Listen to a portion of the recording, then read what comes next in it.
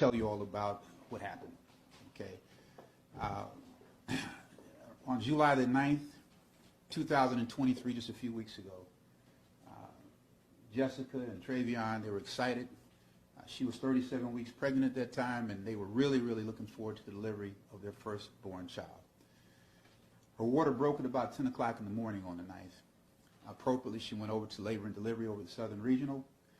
They admitted her and put her on an IV and gave her some medicine to basically progress the delivery. She labored for about 10 hours, and then probably around 10, or strike that, about 8:40 in the evening, she was fully dilated, and they told her to start pushing. Well, during the course of the pushing, the baby stopped descending. There's something called a shoulder dystocia, fancy word for saying that the baby's shoulders could not fit through the pelvic girdle. It got stuck by the bone there in the pelvic girdle. That was recognized, and what wound up happening after that is just brutal. Dr. St. Julian came in, and she, in the process of trying to deliver this baby, pulled on the baby's head and neck so hard and manipulated them so hard that the bones in the baby's skull, face, and neck were broken.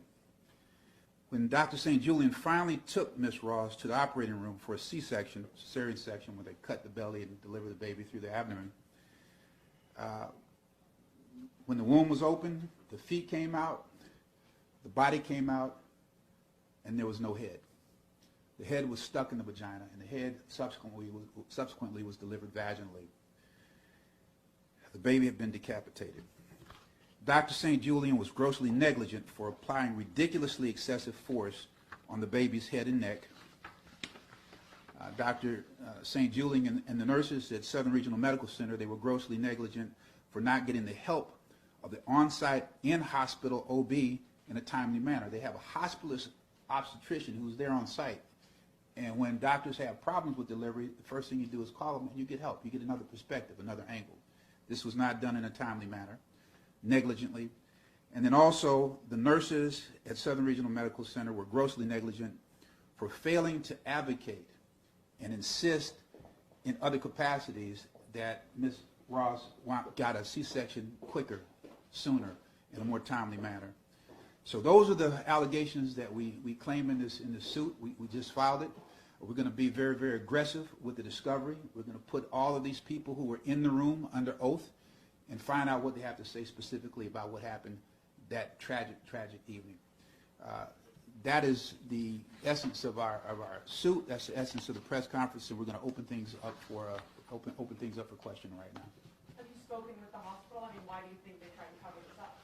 Yeah, we cannot speculate about what the motivations were for the lack of candor, the lack of disclosure, the misrepresentation, and the fraud. We will find out because we're going to put everybody under oath, and they're going to swear, and they're going to tell us what they were thinking. We don't know.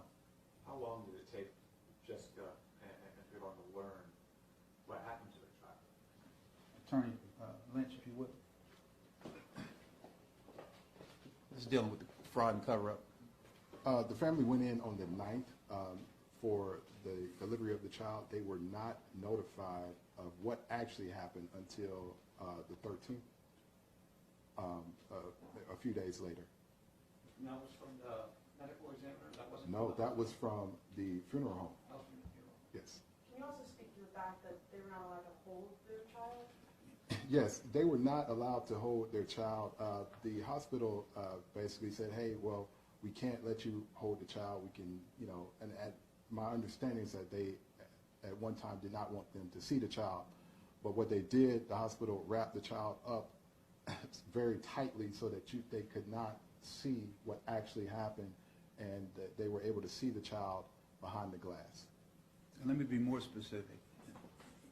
In an attempt to basically misrepresent and miscommunicate to the family, when they wrapped this baby up tightly, they propped the baby's head up on top of the blanket to make it appear as though the head was actually attached when it wasn't. So they actually saw the baby on the day of the delivery? The day of the delivery, it's my understanding that same day. So when I say same, they kind of went from the 9th into the 10th. So the stat C-section was called at about close to midnight. The surgery was over at 3 in the morning. The first conversation that Dr. St. Julian had with the couple was at about 5 in the morning, and that's when there was not total candor and disclosure at that time. The records reflect that Dr. St. Julian came in the next day and the next day after with the intention of actually telling the couple the truth. The couple reasonably didn't want to talk to her at that time, and finally, a day after she was discharged, there was a meeting that occurred 4 days after delivery where Dr. St. Julian came clean. Just for clarity purposes, can you kind of go through the timeline of when the birth happened or the C-section? Sure. When they learned their baby did not make it, and then when they learned what actually Okay. happened? And all of this is in the complaint, in the facts, but And can you step closer to the? yeah, all of this is in the complaint and it's in the facts, but the water broke at about 10 in the morning. They were admitted into the hospital at L&D at about 10 in the morning, 10, 11 in the morning. The labor continued at about 8:40 in the evening. That's when she was fully dilated and she started pushing. All of the shoulder dystocia and the failure to sin occurred from 8:40 until about midnight. At about 11:49 p.m., after Dr. St. Julian had been manipulating the head and the neck and the like, trying to get this baby delivered, that's when she finally called for the stat C-section. And they took Miss Ross from the labor delivery suite, which is a separate room.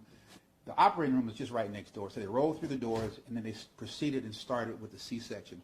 The C-section, the baby was delivered at about 12:11. That's what the records show. You could go back to the complaint and just verify. But about 10 minutes after rolling the baby back there, the mother back there, the baby was delivered again. Half of the baby first, and then the head a couple seconds after that. And then at 5 in the morning, after the surgery was over at 3 in the morning. At 5 in the morning, that's when Dr. St. Julian came in and gave them the misinformation. Did your clients raise concerns during the delivery about how things were going, and did they feel like they were ignored because of their race? The answer is, in fact, yes. There's going to be more evidence developed in this, but my clients asked for a C-section much sooner than it was ever delivered, while the baby was viable. And I don't know if Jessica or Trayvon are willing to talk about just what the emotional impact has been like. I can tell you, we've asked them to do that. They've declined at this point. It's just too overwhelming for them. I mean, that was the plan as of yesterday, but when they were sitting in the conference room, they looked at y'all and said, we just can't do it. Sorry, one more question. Did they feel like insurance or lack of insurance was playing into this at all, and the decision not to go for a C-section sooner? No. All right. My law partner, Keith Lindsay, just has conclusionary remarks. Thank you, Ron. Hey, thank all of you for coming and attending this most important story. It is as horrific as it sounds. We're happy to email copies of the complaint to each and every one of you. We'll get with our paralegal Alexis for that. And then if you have any questions or requests for interviews, contact Ryan Julison. His number is 321-377-6877. Ryan Julison, and that's Julison at